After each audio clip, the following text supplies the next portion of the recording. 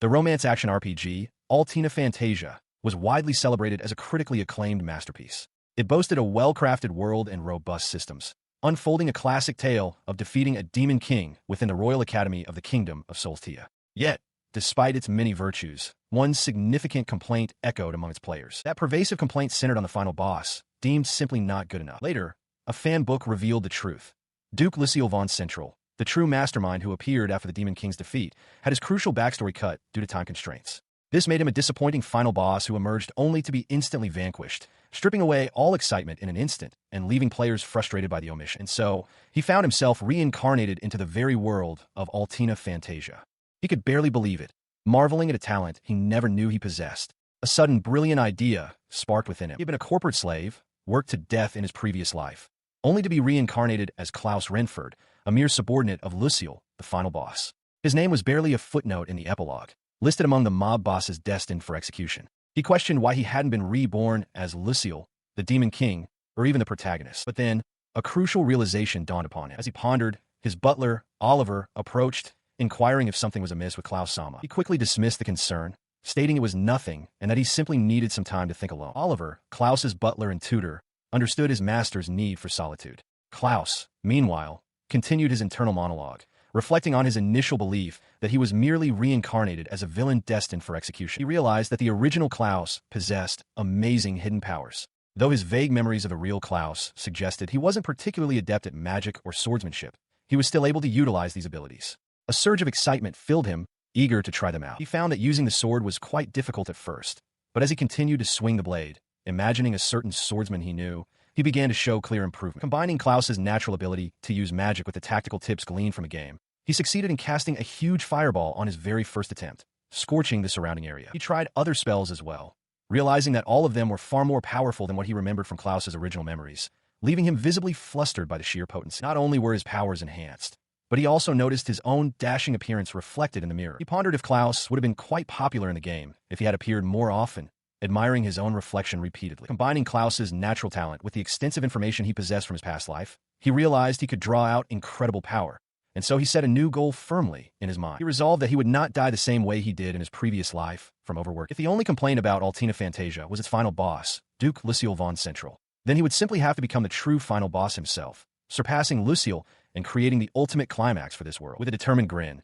he declared his intention to commit evil deeds and become a charismatic villain, taking the path to becoming the final boss one step at a time, stopping at nothing to achieve his grand goal. Now, he needed to carefully consider what his very first move should be. He reflected on the original Klaus Renford, whose parents had died in a monster attack just 6 months prior, leaving him, at 15, as the head of the infamous Renford family. The family's poor reputation stemmed from their disdain for common folk and their opulent lifestyle. He continued his internal assessment, describing the original Klaus as a selfish individual raised by corrupt aristocratic parents, a mere token trash mob NPC in the grand scheme. He admitted he found it difficult to sympathize with the original Klaus's tragic backstory, despite its significance for a mob character due to the boy's inherent personality. Yet, he mused, perhaps the Renford family's infamy could be turned to his advantage. As he pondered, a series of knocks echoed from his door. He granted permission to enter, and moments later, Oliver, the butler, appeared, announcing that it was time for his meal. Klaus anticipated indulging in one of life's simple pleasures, food. A chef, holding a covered dish,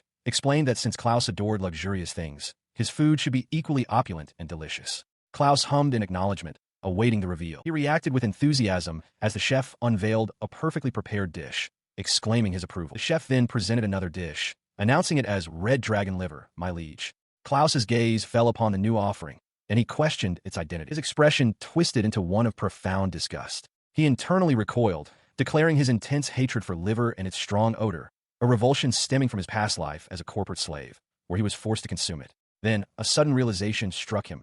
Red dragon liver, you say? He stood, pushing the table slightly, and firmly declared his refusal. He reaffirmed his ambition to become the ultimate final boss, intending to use this very opportunity to further that goal. With a furious expression, he glared at the chef, demanding to know how he dared present such a pitiful dish before him. He was confronted by the distraught chef, who insisted that Klaus himself had ordered the very meal he now rejected, even recalling Klaus's own words. He appeared genuinely puzzled, questioning if he had indeed uttered such a request. As the chef continued to lament the immense effort expended to procure the rare ingredients from distant merchants, Klaus privately mused that his fragmented memories, stemming from having the recollections of two distinct individuals, made it difficult to recall everything perfectly. Ignoring the chef's pleas, He turned to the butler, Oliver, and sternly commanded him to confine the insolent chef and everyone involved in the meal's procurement to the dungeon for a week, despite not having given the order himself. The chef, utterly terrified, pleaded for mercy, while Oliver, adjusting his monocle, expressed his concern that such an extreme act would only brand Klaus as a tyrant. He remained unyielding,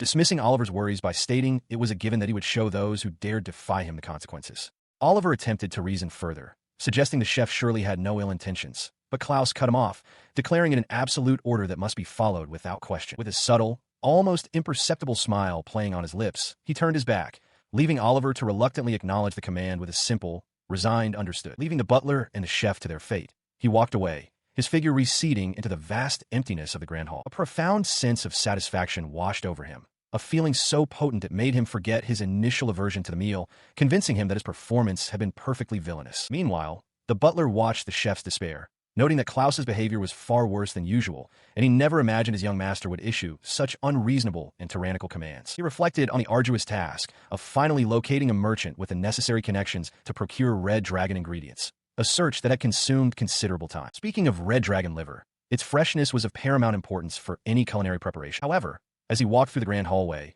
he could not recall any news of a red dragon being slain in the vicinity. This raised a critical question. If no dragon had been slain nearby, where exactly had the liver on the plate been sourced from? As he pondered the situation, his mind drifted to Klaus's earlier words, a chilling declaration that if anyone dared to harm him, a small punishment would be insufficient. The implication was clear. Klaus believed someone might attempt to harm him. A sudden, horrifying realization dawned on him. He stared at the dish, a look of profound shock on his face, muttering an apology as if to the universe itself, understanding the terrible truth. 1 week later, Klaus stood by a window, pleased with his progress, believing his villain points were steadily increasing with each evil deed.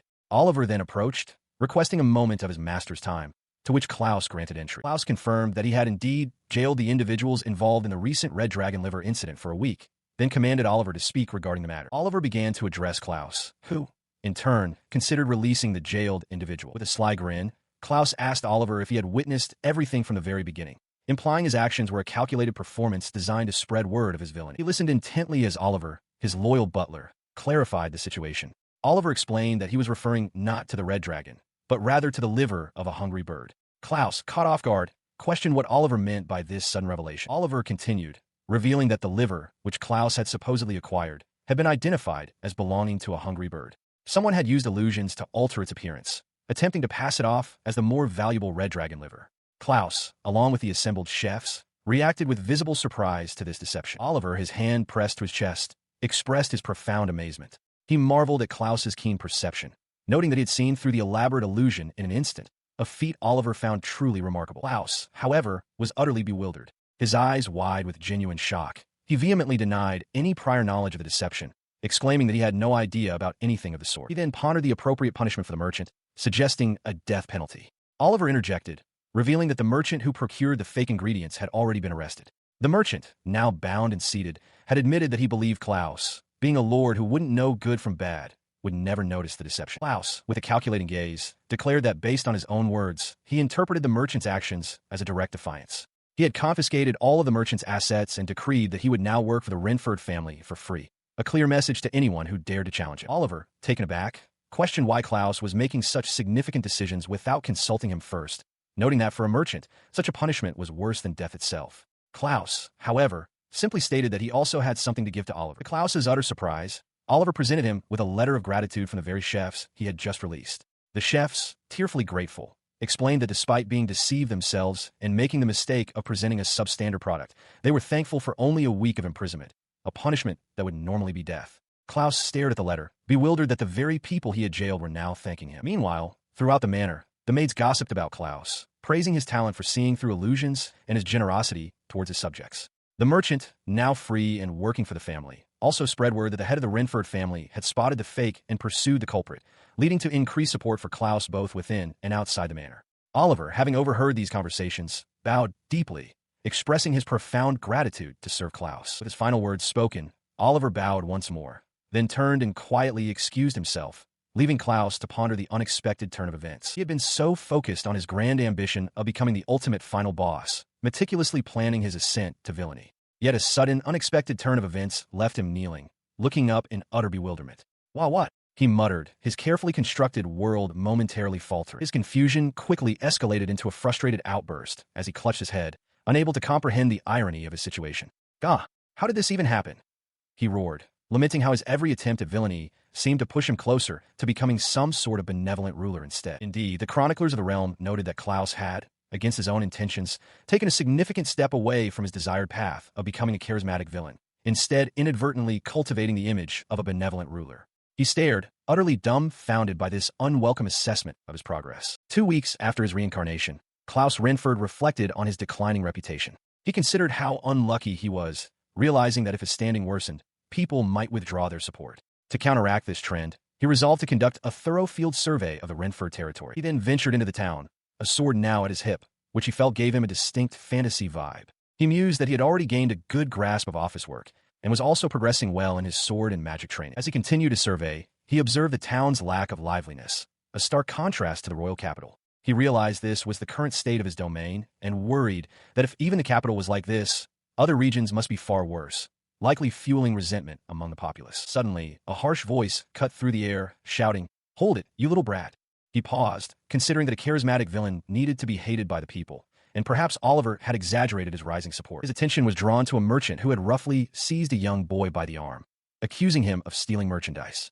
The boy looked startled, clutching a piece of fruit tightly. The merchant loudly berated the boy, claiming the stolen fruit was a delicacy favored by the Lord himself, worth a month's wages, and told him to eat weeds instead. The boy, on his knees, desperately pleaded for forgiveness, explaining that his little sisters had nothing to eat. Klaus observed the scene. While nearby, 2 maids commented on the situation. One wondered if the boy was from the slums, noting an increase in such incidents lately, while the other expressed sadness and questioned the guard's inaction. He continued to watch, realizing that beyond the act of theft, the merchant seemed to be venting his daily frustrations on the boy. He noted the mixed reactions from onlookers, some detesting the thief, others sympathizing with him, and concluded that he could not simply ignore the situation. The young boy, still on the ground, looked up with a surprised expression as Klaus approached him. Klaus stood over the boy, a stern expression on his face. The boy, now holding the fruit, looked up at him. Onlookers gasped, recognizing Klaus as the Lord and questioning his presence. He approached the young boy and the merchant, his presence drawing the attention of an older observer who wondered about his intentions. The observer speculated that the Lord might be planning to help the child himself. The young boy, seeing the Lord's approach, looked up with a glimmer of hope, uttering his title in a soft plea. However, his expression remained stern as he held up 2 fingers, declaring that the boy was misunderstanding something. He asserted that a being like him was unnecessary in his domain. The boy recoiled in shock, a gust of wind swirling around him, as he stammered, questioning if the Lord wasn't going to forgive him after all. With a decisive gesture, he unleashed a powerful wind prison, trapping the terrified boy within a swirling vortex of air. The merchant and other onlookers cried out in disbelief and fear at the sudden display of magic. He mused internally that he was not aiming to become a virtuous saint, but rather a charismatic villain. He reasoned that the one he should protect was not some poor child, but rather the merchant who brought high-class fruit. This, he concluded, was the perfect opportunity to lower his reputation. As the crowd murmured nervously, he scanned their faces, thinking that he could not let this chance slip away. He then addressed them directly, asking if anyone had any complaints. With a commanding voice, he declared that in his domain, he would never allow such conduct, and everyone would do well to remember that. Internally, he celebrated his success, believing he had perfectly executed his villainous act. He felt he had surely racked up about 100 evil charisma points by mercilessly punishing a child and using it to threaten his subjects. Just then,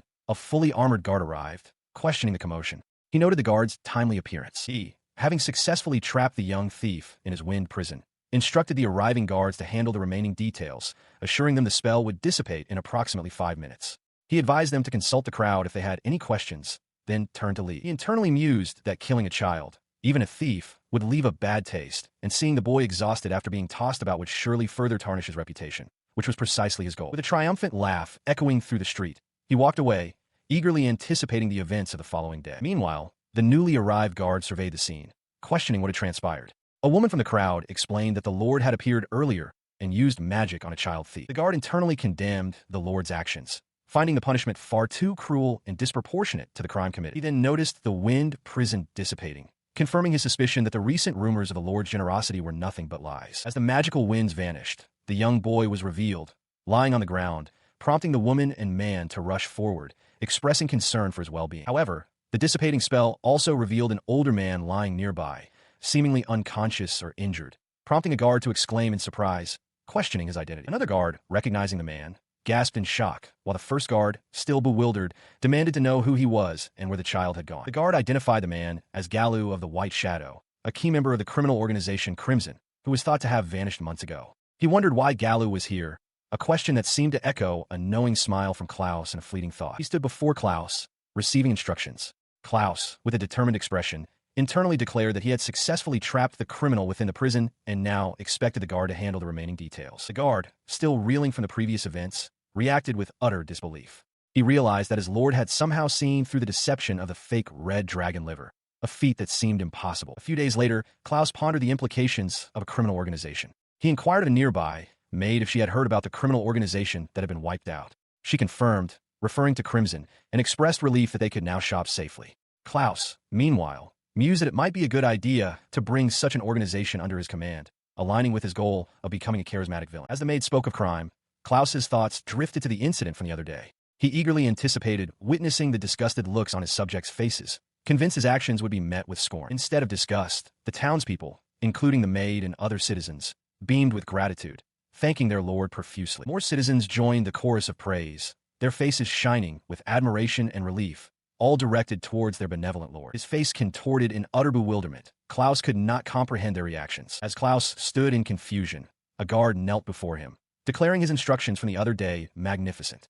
He proudly reported that they had successfully annihilated Crimson. The guard continued, explaining that the boy Klaus had captured was, in fact, an executive of Crimson whose appearance had been altered by an illusory magic tool. Klaus, still processing the unexpected turn of events, wondered what they were truly talking about. Klaus's eyes widened in a mix of confusion and exasperation, a sense of déjà vu washing over him as the guard continued to praise his foresight, stating that seeing through it all and acting accordingly was exactly what was expected of him. The populace discussed the recent string of thefts, attributing them to criminals who had used an illusory magic tool to appear as children, garnering sympathy before committing their crimes. They believed this new development would finally put a stop to the illicit activities. From the captured executive, Galu, authorities learned the locations of the merchant who supplied the magic tool and the other members of the criminal organization. This intelligence allowed them to preempt a much larger criminal plot. A young boy, who had witnessed the events, passionately declared that a being like Klaus was unnecessary in his domain and that he would never tolerate such conduct. He recounted how he had been present when Klaus confronted the executive of Crimson. The boy, deeply moved by Klaus's perceived noble actions, exclaimed that Klaus would never allow harm to come to his subjects. Klaus, however, looked utterly bewildered by the praise. As the crowd continued to hail him as my lord, Klaus became increasingly flustered, his face contorted in a mix of confusion and despair. He cried out in internal anguish, questioning why events always unfolded in such an unexpected manner. Meanwhile, a maid observed the commotion from a distance, wondering about the identity of the figure being celebrated. The maid, still pondering the day's events, stood by a large window, looking out with a thoughtful expression. Back at his residence, a dejected Klaus returned, still reeling from the shock of being hailed as a hero. His butler, Oliver, and other staff members, including the maid and chef, greeted him warmly, informing him that yet another good rumor had spread about his deeds. Klaus Renford sighed, lamenting the need to personally retrieve items, even as he acknowledged the duties of a lord before becoming a charismatic villain. Oliver, his butler, explained that the room ahead could only be opened by someone of the Renford bloodline. Klaus reflected on how his approval rating had skyrocketed after he was sick in bed for 3 days. He then reflected on the unwavering support of Oliver, the Renford family butler, who had allowed him to act as lord without issue since his parents' death and his own reincarnation. He acknowledged that Oliver had taken over all his duties while he was sick, leaving him unable to act against the butler at that moment. His expression darkened, a sinister aura briefly surrounding him as he internally vowed to soon reveal just how overwhelmingly evil he truly was, a thought Oliver seemed oblivious to. Oliver, still by his side, inquired if something had happened, pointing the way forward. Suddenly, a piercing scream echoed through the grand halls, startling them both. Rushing forward, he found a young maid, her face etched with distress, clutching a broom. She looked up at him, her eyes wide with alarm, and cried out, "My lord!" He observed a spilled bucket of water on the polished floor. The maid, cowering and trembling, profusely apologized for the mishap. Internally, he celebrated, noting that his approval rating was skyrocketing for anyone who feared him. He wondered if she was truly terrified that he would punish her. Yet, he noted that her cowering seemed a bit excessive. This peculiar reaction suddenly reminded him of something significant. The maid, however, carried a deeper burden. She had black hair, and in the Solstia kingdom, people with black hair were said to have demon blood, making them targets of discrimination. Even though everyone now knew it wasn't true, prejudice still remained. As she looked up and questioned him, a sudden realization dawned on Klaus. She was one of the heroines from Altina Fantasia, a game he knew well, who also had black hair and faced similar circumstances.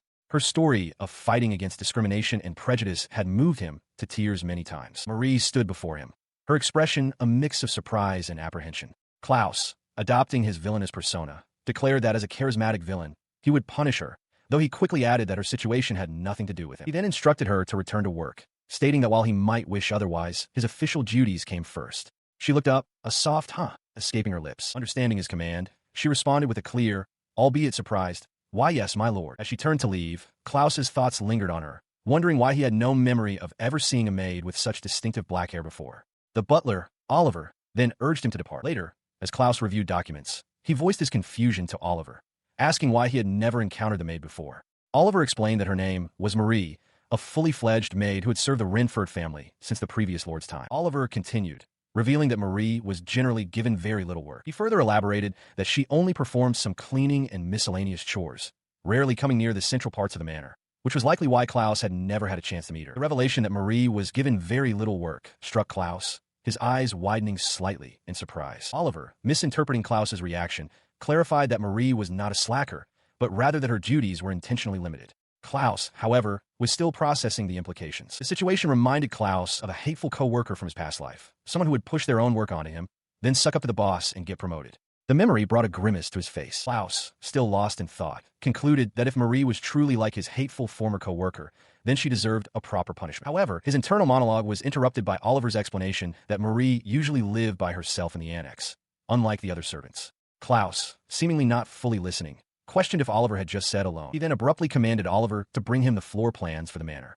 Oliver, slightly taken aback, simply responded, "As you wish." Moments later, he confirmed his suspicion, realizing it was true that Marie was the only one using the detached building. He pondered the implications, finding it unimaginable that his parents would have tolerated a slacker, let alone allowed her to live entirely by herself. A vivid, imagined scene then unfolded in his mind, a depiction of Marie being doted upon by his parents, suggesting she had received special treatment and was, in his parents' eyes, a favorite. He vehemently rejected the idea of special treatment for Marie, especially the notion of her living alone. He reasoned that if he, her current master, were to treat her similarly, people would mistakenly think he was a good person, which would undermine his goal of becoming a charismatic villain. He saw it as a smear campaign against his villainous reputation. With a resolute expression, he turned to Oliver and instructed him to inform Marie to take only her bare essential from the annex and wait outside. Oliver, surprised by Klaus's sudden intensity, questioned his master's abrupt change in demeanor before dutifully responding, "As you wish." His eyes narrowed in a determined, almost mischievous gaze, seemed to be contemplating further plans. He gazed upon the annex, a detached building on the estate grounds, a structure that prompted a quiet question in his mind. What exactly was this place? He stood some distance from the annex, accompanied by Oliver and Marie, who carried a small bag of her belongings. The three were positioned on a barren stretch of ground, the annex looming in the background. As she approached, Marie respectfully informed her lord that she had brought her essential belongings as commanded. Klaus, however, was preoccupied with the annex itself, internally remarking that it was practically a rundown apartment, yet still more luxurious than the places he had inhabited as a corporate drone in his past life. He mused that Marie must have been a real favorite to have been given such a room. He then turned to Marie, instructing her to watch closely. Confused, she inquired what in the world he intended to do.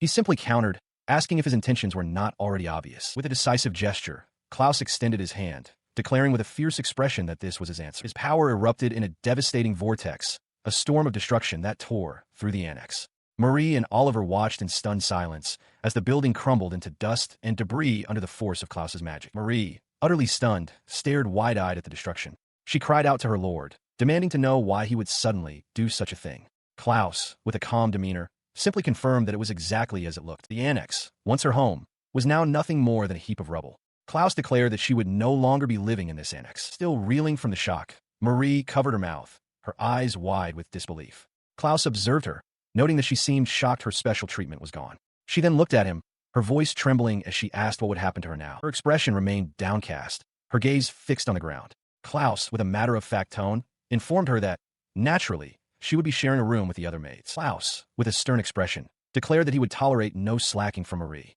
Furthermore, he informed her that from that moment on, she would take part in the work for the entire mansion, not just her isolated annex. He then declared that he had said everything he needed to, turning away and leaving the rest to Oliver, the butler. Marie, still processing his words, could only utter a questioning sound. As she stood amidst the rubble of her former home, clutching her meager belongings, Marie sobbed. Her voice trembled with a rage born of despair, a sound Klaus seemed to relish, believing rumors of him being a cruel nobleman would surely spread. Her current predicament, however, was rooted in a past shaped by prejudice. During her childhood, Marie, along with her mother, who also possessed black hair, had lived amidst significant societal bias. To combat this, the royal family had instructed nobles to proactively hire individuals with black hair. The royal decree had led to her mother's employment. When Marie was 12 years old, Viscount REVERED had hired her mother to curry favor with the royal family, and both mother and daughter were sent to live in the dilapidated annex of the manor. Tragedy soon struck their small family, since her mother was forced to take on more work than the other servants. And having been born with a weak body, she eventually passed away from an epidemic. After her mother's passing, Marie found herself in a similar, yet distinct, predicament. She was hired to take her mother's place, as they did not want to lose another servant with black hair. However, she was given largely meaningless tasks, and she didn't understand why she was there, nor could she muster the courage to leave. This annex had become nothing more than a curse that bound Marie herself. Even as she felt trapped, Marie recalled a poignant memory from her mother's final moments. Her mother, on her deathbed, had made her promise one last thing, to someday leave that place and see more of the world. Marie, overwhelmed by loneliness, had cried out that she couldn't, begging her mother to take her along. Her mother, with a pained expression, had apologized, saying she couldn't, but assured Marie that someday, everything would be okay. Back in the present, Klaus observed the manor, a silent thought forming in his mind. Someone was bound to appear who would take Marie away from here. Meanwhile, Marie had begun her new duties within the main manor, sweeping the floors. Yet, she couldn't bring herself to believe her mother's words. Even when the new lord, Klaus, took over, he hadn't even seemed to notice her existence. Marie, still confined to the annex, profusely apologized to Klaus, who stood before her with a stern, unyielding expression. She questioned why he would come to such a place, a location he would not normally frequent. As she swept the floor, Marie reflected on the rumors she had heard about the lord, that he had recently become a compassionate and kind-hearted ruler. Indeed, Klaus had magnificently captured the evil merchant and orchestrated the annihilation of the crime syndicate through his precise instructions. He had also shown great magnanimity toward a subordinate who had made a mistake, confirming the rumors Marie had heard. Yet behind his seemingly benevolent actions, a deeper, unspoken question lingered in his golden eyes. Will you be the one to save me? Moments later, Klaus informed Marie that she would be sharing a room with the other maids and would now take part in the work for the entire mansion. He declared this his answer, urging her to watch closely. Marie, her eyes closed in a moment of quiet resolve, thought of her mother, believing she could now fulfill their promise. Later, as she prepared to leave the annex, Marie thanked Oliver, acknowledging his consistent kindness. Oliver, visibly relieved, expressed his gladness that she was finally able to leave the annex. She continued to express her profound gratitude, marveling at the thought of living just like everyone else. Oliver, however, revealed that Klaus-sama had specifically instructed them to bring only her bare essentials, and then, with a slight pause, added a crucial detail. Oliver clarified that he was not the one Marie should be thanking. He explained that Klaus had specifically ordered them not to forget the mementos from her mother, ensuring she did not lose her precious belongings. Marie's eyes widened slightly as Oliver concluded, stating simply, "Your master is Klaus-sama." A wave of profound gratitude washed over Marie. She thanked him deeply, realizing that Klaus-sama was not only a great lord but also, in her eyes, the greatest master she could ever hope to serve for her entire life. She shivered, a sudden, inexplicable chill running through her, making her question if she was still unwell. Elsewhere, Klaus's eyes widened in sudden, profound shock. His earlier confidence, where he had mused about how well things had gone and what new event he should trigger next, now vanished, replaced by the same wide-eyed terror. Deep within the manor's forgotten passages, torches cast flickering shadows upon ancient stone walls, hinting at a hidden, ominous space. It was within this very passage that an unbelievable event unfolded. A grotesque, mutated creature, its form twisted and monstrous, stood before a horrified man who could only utter, "You're kidding me." Another small observer nearby echoed the sentiment, realizing the creature was a mutation. Adventurer Gwyn found himself in an unforeseen situation, facing a monstrous, horned creature. He stared in disbelief, realizing the dungeon boss had mutated into something far more dangerous. "You've got to be kidding me. It's a mutant?" he muttered, his eyes wide with shock. This formidable foe was no ordinary monster. It was a high ogre, an anomaly caused by environmental changes or by devouring other creatures, having evolved from the dungeon's original boss. When looked down at his unconscious comrade, who had been knocked out by a single blow, he knew he couldn't carry his companion and escape, especially with the high ogre proving to be faster and stronger than any he had encountered before. He considered using communication magic to call for help, but quickly dismissed the idea, questioning if the guild even possessed anyone capable of fighting such a powerful high ogre.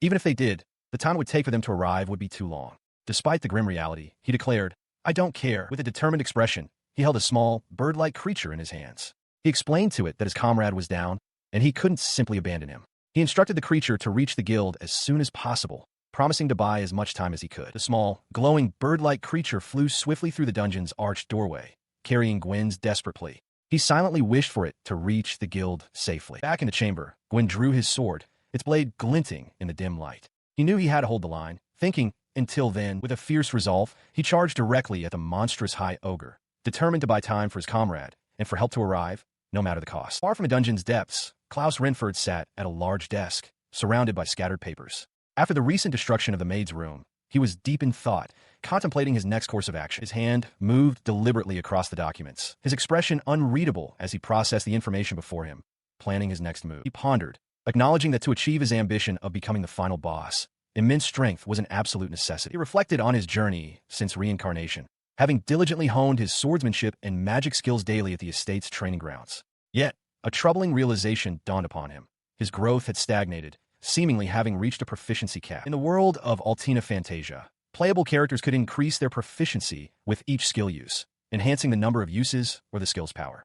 However, to break through a proficiency cap, leveling up was essential, and he was still one level short of the required character level 10. Thus, only one course of action remained. He declared with renewed determination that he would venture into a dungeon to defeat monsters, embracing the classic method to level up. His boot crunched a twig underfoot as he began his journey. He walked through the dappled light of the forest, confident in his preparations, having already thoroughly researched the dungeon he intended to clear. At his current level, he believed he could overcome it without issue. Suddenly, he sensed something rapidly approaching, a blur in the distance. His eyes narrowed, focusing on the incoming object. Without hesitation, he swiftly drew his sword, its blade a streak of motion. He looked with a hint of surprise at the aftermath, realizing he had cut down the unknown object purely on instinct. The object Klaus had instinctively cut down lay on the ground, revealing itself to be a small, glowing blue bird. He wondered what this strange creature could be. As he observed it, the bird began to emit faint, urgent pleas, speaking of a dungeon and calling for a comrade to buy time and help. He carefully picked up the glowing bird, a realization dawning on him that this must be a form of communication magic. He pondered if it was an attempt to recruit new party members or something similar. Klaus Renford, with a contemplative expression, reflected on a failed spell. It was a message intended for a specific target, but it had never reached its destination, implying his attack had been cut off. He carefully tucked away the remains of the messenger bird, promising it a proper burial later. He acknowledged his fault in the matter, but quickly dismissed it, asserting that a charismatic villain like himself wouldn't sweat the small stuff. Nearby, a dark, foreboding dungeon entrance beckoned, its stone archway overgrown with foliage. Before entering the dungeon, Klaus reviewed his equipment. He held up a ring of backlash enhancement, a B-rank item that would increase all his stats by 50% in exchange for losing 1% of his HP every 10 seconds, stopping once his HP reached 10% of its maximum. He also held a blood-luring lantern, a D-rank item containing a liquid blended from various monsters, designed to attract nearby creatures. He recalled the efficient leveling methods of Altina Fantasia, which dictated that the lower one's HP, the greater the experience bonus from defeating monsters. It was optimal to defeat higher-level monsters, ideally solo or with a small party. This strategy explained why experienced players intentionally lowered their HP with items like the Ring of Backlash Enhancement. Considering the blood-luring lantern, he acknowledged its inherent risks but trusted his extensive knowledge of the game to mitigate any problems. He then revealed that this particular piece of equipment had been among the items confiscated from the imposter merchant. With his preparations complete, Klaus poured the contents of the blood-luring lantern over himself. As the liquid seeped into his uniform, grotesque monsters began to emerge from the shadows, drawn by the potent scent. He swiftly engaged the creatures, dodging a monstrous claw and preparing to unleash a powerful magical attack from his hand, his golden eyes gleaming with fierce determination. Moments later, Klaus stood amidst the defeated forms of several monsters, their bodies sprawled across the dungeon floor. He looked at his hands, a faint glow emanating from them, and mused aloud about the sensation of leveling up, finding it quite addictive. He clenched his fist, a subtle smile playing on his lips, confirming his newfound enjoyment in the process of gaining power. He approached the final chamber, sensing the boss room was just ahead. It was time to defeat the dungeon's master and return home. However, as he drew closer, faint sounds of battle echoed from within the boss room. He wondered if someone else had already ventured inside. A moment of consideration passed, and he resolved to steal their kill, despite knowing it was a taboo act among adventurers. He let out a soft sigh, accepting the necessity. Upon entering, he confirmed the dungeon's boss was indeed an ogre. He observed its immense size, questioning if it was truly this large in the game he remembered. He quickly dismissed any discrepancies between the game and reality, his eyes narrowing with fierce determination. Leveling up remained his absolute top priority. With a surge of power, he unleashed a devastating prominence burst, a torrent of energy erupting from his form and engulfing the massive ogre. The attack concluded, leaving the ogre vanquished. He smiled, a sense of accomplishment washing over him as he confirmed the subjugation was complete. Klaus Renford pondered the surge of power he had just experienced, wondering if his recent leveling up was the cause of its newfound intensity. He recalled the clear difference in his abilities, a stark contrast between his previous and current strength. As he considered his growing might, a sudden exclamation drew his attention. Adventurers, including Gwen, spotted him, their faces etched with surprise and recognition. They gasped, identifying him as the Lord, and immediately questioned if he had been the one to defeat the formidable boss. He allowed a subtle smirk to cross his face, having deliberately revealed himself to the adventurers. As he began to walk away, one of them urgently called out, pleading for him to wait. Internally, Klaus chuckled, delighted that his plan was unfolding perfectly. He had intended to level himself up while simultaneously spreading rumors about being the kind of person who stole other adventurers' prey, a highly efficient strategy. He further mused that taking down additional monsters on his return journey would only add to his gains. The adventurers continued their discussion, recounting their desperate situation. They had believed their struggle was over, unsure what had happened with their communication magic, and had exhausted all their supplies fighting the mutated monster. One of the adventurers, his face alight with gratitude, declared that the one who had rescued them from their dire predicament was none other than the Lord. They continued to recount his selfless actions, noting that he had received their urgent message and had come to their aid despite being covered in blood. He had asked for nothing in return, not even revealing his name, and they were certain their safe return to the guild was entirely thanks to him. The mage adventurer, a healer by profession, added her observation. Lord Sama had been critically injured, with only 10% of his health remaining, on the brink of collapse. She attributed this severe state to the effects of the ring of recoil enhancement. Both adventurers expressed their profound astonishment and admiration, marveling that he would undertake such a reckless act for individuals they considered mere outcasts. Gwen smiled, reflecting on the recent rumors about the Lord's changed demeanor, admitting his shame for having doubted them. Another adventurer, raising his mug in a toast, declared Klaus Sama, the true ruler of their domain, to be far more wonderful and magnificent than any other noble. That day, a grand banquet was held at the Adventurers Guild, where Klaus was praised until dawn. The story of his heroism spread to many adventurers, who shed tears of emotion, shouting, "Long live the Lord." Yet, as his reputation soared, Klaus himself let out a sudden, powerful sneeze. He wondered if someone was spreading ill rumors about him, dismissing the thought with a quiet hum. He reflected on his recent progress, noting that he had managed to level up quite a bit by clearing several dungeons in the past few days, believing he had reached the level cap for the local area. This meant he should probably focus on his official duties for a while, a thought interrupted by a polite inquiry from Oliver, asking if he might have a moment. Klaus, looking at Oliver, inquired about the matter, to which the butler, after a slight cough, explained that he wished to promote one of the servants to be Klaus's personal maid. As Oliver finished speaking, a young maid named Marie entered, bowing deeply and declaring her unwavering commitment to serve Klaus with all her heart and soul, promising to fulfill any request he might have. Klaus, observing her, realized that this was the very maid who had lived in the annex he had previously destroyed, and he suspected she must harbor a deep grudge against him. Marie, meanwhile, wore a subtle smile, her internal thoughts revealing question. Had she volunteered to Oliver just to get a chance at revenge? Klaus Renford, his brow furrowed in deep suspicion, pondered Marie's true intentions. He knew something lay hidden behind her seemingly innocent smile, a hidden agenda he could not yet discern.